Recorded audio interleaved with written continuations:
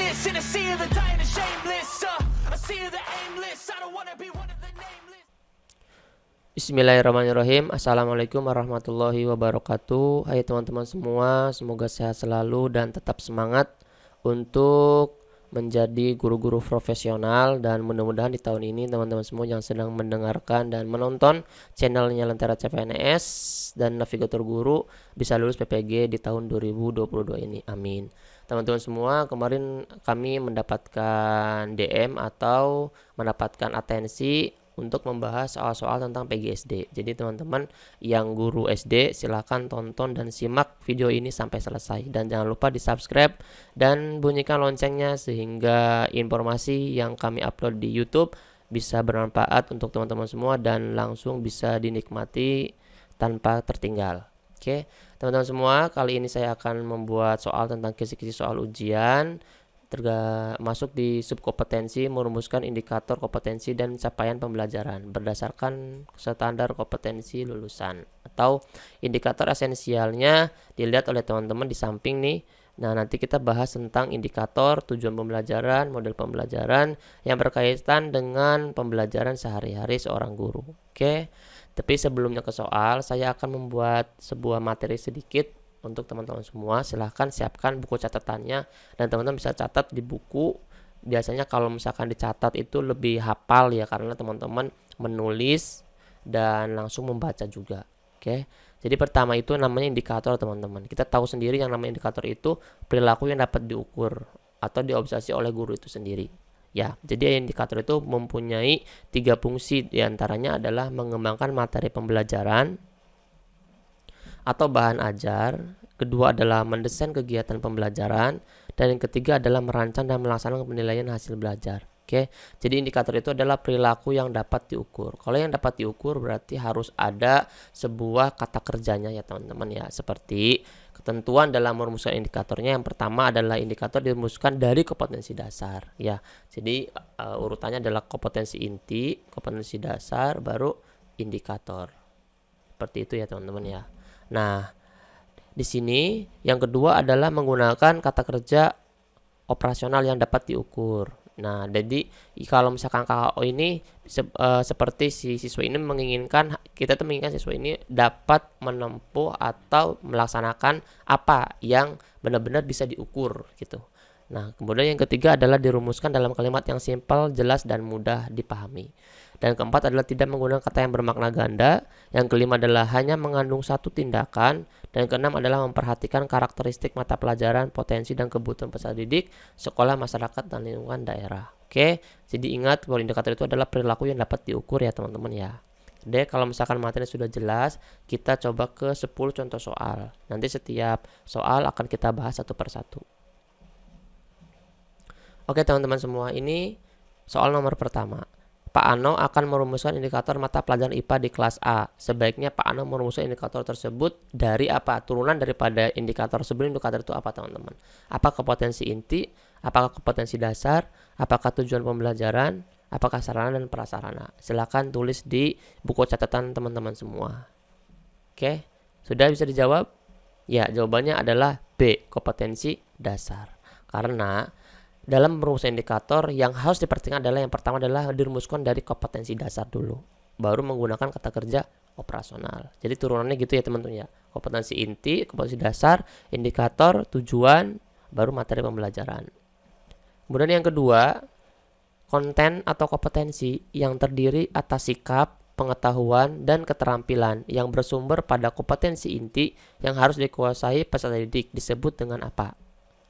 A. Kompetensi inti, B. Kompetensi dasar, C. Tujuan pembelajaran, atau D. Sarana dan prasarana. Menurut teman masuknya yang mana nih? Yang terdiri dari sikap, pengetahuan, dan keterampilan. Ya, benar sekali. Jawabannya adalah yang B, masih kompetensi dasar. Jadi menurut tim Kementerian Kebudayaan dalam kurikulum 2013, kompetensi dasar adalah konten atau kompetensi yang terdiri dari sikap, pengetahuan, dan keterampilan yang bersumber dari KI yang harus dikuasai peserta didik. Tipsnya teman-teman, di sini kan ada KI yang bersumber dari KI. Tadi udah dikasih tahu ya, KI, kemudian ke KD, kemudian ke indikator, kemudian ke tujuan, kemudian ke materi, gitu kan. Nah, ini kan hierarki ya. saling berkaitan. Oke teman-teman, nomor 2 sudah selesai. Sekarang kita melaju ke nomor 3. Pak Jamal akan membuat tujuan pembelajaran. Tujuan pembelajaran itu seperti ini. Siswa kelas 5 mampu menganalisis peredaran darah pada manusia melalui video pembelajaran dengan baik dan benar. Melihat tujuan pembelajaran di atas, makanya termasuk dalam behavior itu adalah, nih teman-teman, kalau misalkan tujuan pembelajaran itu kan ada A, B, C, dan D. A ini adalah audience, kemudian B itu behavior, dan C itu adalah kondisi, dan D itu degree atau sesuatu yang harus dicapai dengan apa gitu. Nah, kalau misalkan seperti ini berarti yang B behavior itu berarti keadaan yang hendak akan dicapainya seperti apa teman-teman? Ya, apakah Pak Jamal itu jelas tidak, karena Pak Jamal itu adalah audiens ya teman-teman ya. Teman-teman baca nih yang ini nih. Prinsip merumuskan tujuan pembelajaran yang mengandung unsur-unsur yang disebut dengan ABCD. A-nya audiens, itu siapa? Siapa berarti kan orangnya ya teman-teman ya. Berarti Pak Jamal itu adalah A. Behavior adalah perilaku yang sedang dilakukannya apa. Kemudian C itu kondisinya seperti apa, dan degree itu adalah kriterianya. Oke, kalau D itu adalah degree atau kriteria yang ingin dicapai, berarti kan dengan baik dan benar, ini adalah D. Dan peredaran darah manusia itu adalah B, karena yang dilakukannya, yang sedang disampaikannya. Melalui video itu adalah kondisi atau perilaku, merupakan adalah kondisi atau C. Oke, jadi yang termasuk ke dalam behavior adalah, jawabannya adalah C.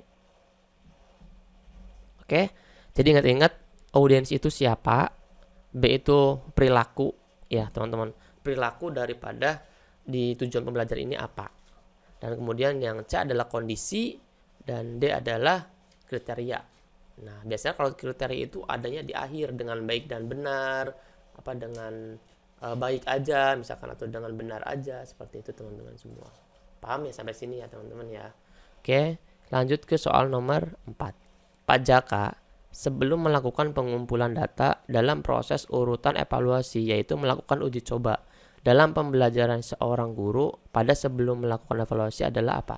Sebelum melakukan evaluasi itu si siswa diberikan apa dulu? Apakah A, mendemonstrasikan materi yang diuji coba peserta didik, atau B, memberikan masalah yang harus diselesaikan peserta didik dengan uji coba, atau C, menyimpulkan materi yang hasil uji coba peserta didik, atau yang D, menjelaskan kembali materi yang akan diuji coba?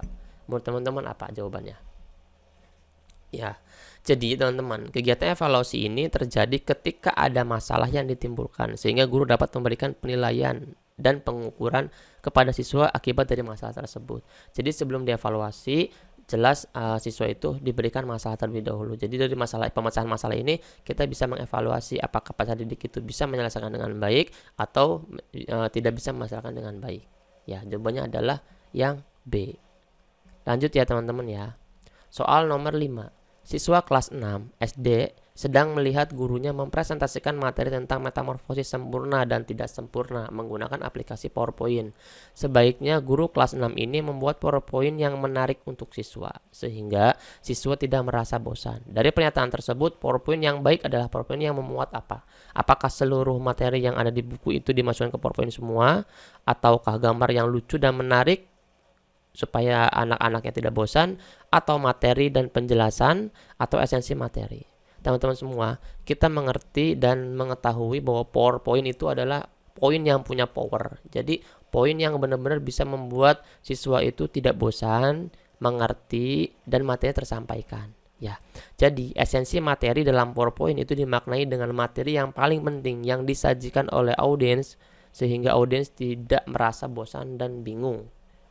Oke, ini tuh yang disajikan oleh guru ya, oleh guru, sehingga audiens itu pesiswa, sehingga siswa tidak merasa bosan dan bingung. Jadi materi dan penjelasan itu kan, materi dan penjelasan kan dibacakan oleh guru. Yang ditanyakan adalah membuat PowerPoint-nya, di dalam PowerPoint-nya. Oke, berarti masuk ke jawaban adalah D ya teman-teman, esensi materi. Jadi hanya sedikit saja esensi materinya, seperti tadi indikator, tentang indikator adalah apa, nanti saya yang jelasin tentang indikator apa, atau tentang tujuan pembelajaran itu harus ada ABCD, nanti dijelasin ABCD-nya itu apa oleh guru tersebut. Jadi si PowerPoint itu tidak copy paste semua dari materi langsung ke PowerPoint-nya. Jadi hanya esensi materinya aja dan si guru itu menyajikan seperti itu. Oke, soal nomor 5. Pada pembelajaran matematika di kelas 4, seorang guru mengevaluasi kegiatan pembelajaran siswa. Pada saat melihat hasilnya, guru mendapati nilai setiap siswa berbeda-beda. Apa yang harus dilakukan oleh guru kelas 4 sehingga bisa memenuhi ketercapaian indikator? Oke, apakah A. melakukan pengayaan, B. melakukan remedial, C. pergantian materi, atau D. membuat strategi dan model pembelajaran yang sesuai dengan karakteristik siswa? Ingat teman-teman di sini nih, ya. Mendapati nilai siswa yang berbeda-beda. Oke, karena setiap siswa kan berbeda-beda. Apa yang harus dilakukan oleh seorang guru? Yang paling tepat adalah membuat strategi dan model pembelajaran yang sesuai dengan karakter siswa. Oke, karena di khusus dalam dunia pendidikan, strategi ini dapat diartikan sebagai rancangan sekaligus metode dalam mencapai tujuan. Strategi pembelajaran adalah suatu rencana yang di dalamnya terdapat rangkaian kegiatan yang dirancang secara khusus untuk menyelesaikan permasalahan-permasalahan yang ada di pembelajaran atau menyampaikan materi ajar kepada siswa dengan cara-cara yang terbaik sesuai dengan karakteristik siswa tersebut. Jawabannya adalah yang D. Oke, teman-teman semua. Nah, kemudian sekarang soal nomor 7 nih teman-teman nih. Soal nomor 7 adalah seorang guru profesional dituntut memahami karakteristik peserta didiknya sehingga ketika pemilihan model pembelajaran, guru tersebut memilih model pembelajaran yang tepat. Hal ini merupakan implementasi dari apa? Jadi kan si guru itu kan punya 4 kompetensi namanya. Pertama, kompetensi pedagogik, ini berkaitan dengan siswa. Ya, kemudian sosial, ini berkaitan dengan komunikasi. Kompetensi profesional, ini tentang keilmuan, materi. Dan kompetensi kepribadian tentang cerminan diri dia sendiri. Nah, kalau misalkan teman-teman ingin secara lengkapnya, ini trik jawabnya teman-teman. Soalnya banyak sekali yang masih keliru, yang membedakan, apalagi yang membedakan pedagogik dan profesional nih. Ciri dari 4 kompetensi yang mudah diingat. Yang pertama, kompetensi sosial. Tadi sudah saya beritahu tentang cara berkomunikasi si guru dengan guru yang lain, si guru dengan orang tua, atau si guru dengan masyarakat yang lainnya. Kemudian kompetensi profesional, yaitu keilmuan materi seorang guru tentang misalkan matematika, bahasa Indonesia, seperti itu. Itu adalah kompetensi profesional seorang guru. Dan ketiga adalah kompetensi kepribadian, cerminan sikap guru. Jadi guru itu memakai baju seperti apa, kemudian berperilaku seperti apa, itu cerminan seorang guru. Karena guru itu digugu dan ditiru. Oke. Bagus teman-teman semua. Sekarang yang terakhir, kompetensi pedagogik. Yaitu cara guru melihat karakter siswa, mengevaluasi belajar siswa, menerapkan metode pembelajaran, menerapkan strategi pembelajaran. Itu adalah termasuk ke dalam pedagogik, kompetensi pedagogiknya seorang guru. Jadi jangan sampai ketukar lagi ya teman-teman ya, apa itu profesional, apa itu pedagogik. Kalau profesional, keilmuan materi yang disampaikan, mapel misalkan. Kemudian kalau kompetensi pedagogik adalah kompetensi bagaimana si mapel profesional ini bisa tersampaikan dengan baik, yaitu dengan metode model pembelajaran. Itu kompetensi ranahnya pedagogik.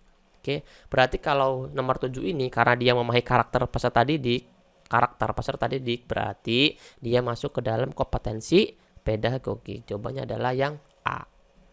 Gampang ya teman-teman ya untuk membedakan 4 kompetensi ini.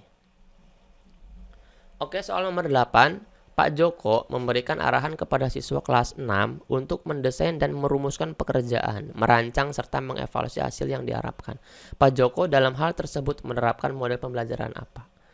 Di sini ada yang namanya merumuskan pekerjaan, mendesain, merumuskan, dan merancang serta mengevaluasi. Ini yang namanya paket lengkap teman-teman ya. Kalau misalkan paket lengkap ini teman-teman lihat, kalau misalkan merumuskan pekerjaan, otomatis pekerjaan ini membutuhkan waktu yang lama kan teman-teman. Kalau misalkan membutuhkan waktu yang lama, itu model pembelajaran apa? Nih saya udah kasih tahu kisi-kisinya. Cooperative learning itu belajar dengan berkelompok. Kalau misalkan penjelasannya terlalu ilmiah, nanti teman-teman bingung. Jadi saya akan membuat rangkuman-rangkuman kecilnya di dalam sebuah pembahasannya. Jadi cooperative learning itu berkaitan dengan belajar berkelompok. Kemudian PJBL. PJBL ini membuat rancangan dan produk yang dihasilkan. PBL dimulai dengan masalah. CTL atau Cooperative Teaching Learning berkaitan dengan kehidupan nyata siswa. Jadi menurut teman-teman masuk ke dalam ranah apa nih model pembelajaran yang ada yang telah diterapkan oleh Pak Joko? Tebak dong teman-teman. Apa? Iya, betul sekali. Yaitu adalah project based learning. Kenapa masuk ke dalam project based learning, teman-teman? Ada yang tahu? Sok, silakan kalau ada yang tahu, tulis di kolom komentar. Karena dia ada kata-kata merumuskan pekerjaan yang pekerjaan ini membutuhkan waktu yang lama. Kalau PJBL itu kan namanya project. Kalau project kan harus membutuhkan waktu. Kemudian dia juga merancang bagaimana si project ini bisa berjalan dengan baik dan menghasilkan sesuatu yang bisa ditampilkan atau yang bisa diberikan kepada guru tersebut serta mengevaluasi hasilnya. Oke, jadi masuk di model pembelajaran project based learning. Jawabannya adalah yang A. Oke, silakan dicatat teman-teman ya. Perbedaan daripada model pembelajaran di bawah ini. Nomor ke-9 nih teman-teman nih. Pada pembuatan KKM, seorang guru harus melihat tingkat kemampuan rata-rata siswa. Didasarkan pada hasil atau nilai penerimaan siswa baru dan nilai yang dicapai siswa pada kelas sebelumnya. Menentukan estimasi. Nah, salah satu syarat pembuatan KKM di atas adalah, teman-teman masih hafal banget kan, KKM itu ada yang namanya syaratnya adalah kompleksitas, daya dukung, dan interaksi siswa. Jelas yang D ini adalah salah karena materi belajar itu tidak masuk ke dalam situ. Maksudnya masuknya ke dalam sudah ada di dalam kompleksitas, daya dukung, dan interaksi siswa. Nah, cuman 3 ini teman-teman. Kompleksitas, daya dukung, dan interaksi siswa. Menurut teman-teman yang termasuk ke dalam rata-rata siswa tingkat kemampuan kita. Kalau misalkan melihat nilai sebelumnya, melihat nilai sebelumnya itu masuk ke dalam interaksi siswa teman-teman semua. Oke. Dan dia tidak berkaitan dengan sarana dan prasarana. Nih, teman-teman bisa baca. Adapun yang berkaitan dengan interaksi siswa itu data hasil seleksi penerimaan siswa baru dan nilai rapor kelas sebelumnya. Ya, jadi harus diingat-ingat nih, interaksi siswa itu berkaitan dengan nilai sebelumnya atau data hasil penerimaannya.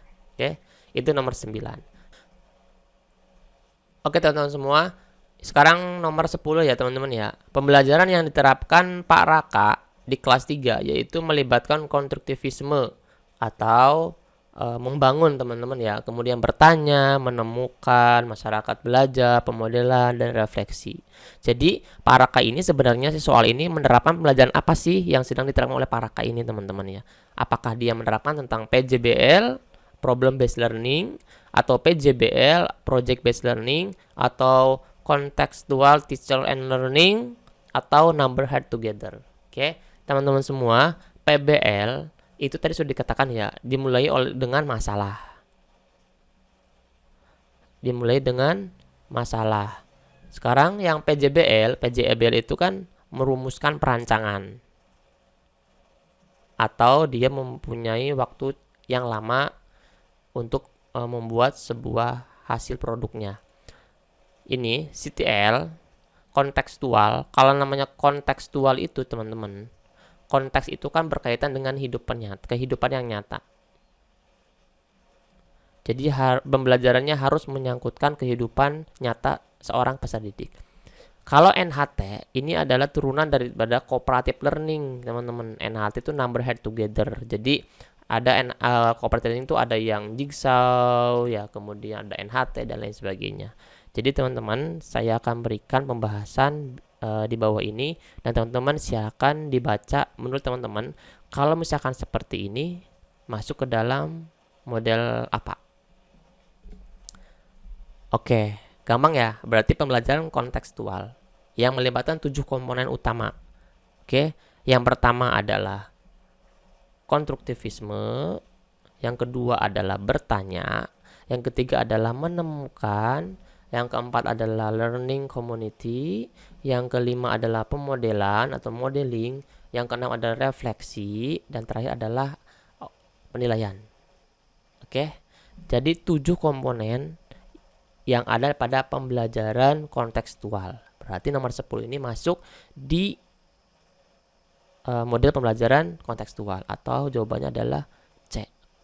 Oke, teman-teman paham ya? Silakan teman-teman ulangi lagi video ini dan jawab lagi sebelum ada pembahasan dari saya. Silakan komen di video ini bahas apa, materi apa, insya Allah akan kami berikan soal-soal sesuai dengan apa yang diminta oleh teman-teman semua. Terima kasih, itu saja dari saya. Dan teman-teman juga tadi saya udah janji untuk memberitahukan bagaimana cara mendapatkan buku pendamping dan kelas PPG 2022 ini. Silakan teman-teman bisa pemesanan di chat WA Mintera atau admin Lentera CPNS X Navigator Guru di 087723317506. Mas mau kelas atau mas mau buku atau mau keduanya? Silakan, kami membuka kelas dan buku ini ditulis langsung oleh tim kami yang sudah lulus PPG di tahun kemarin. Terima kasih. Assalamualaikum warahmatullahi wabarakatuh. Salam perjuangan, salam sukses selalu.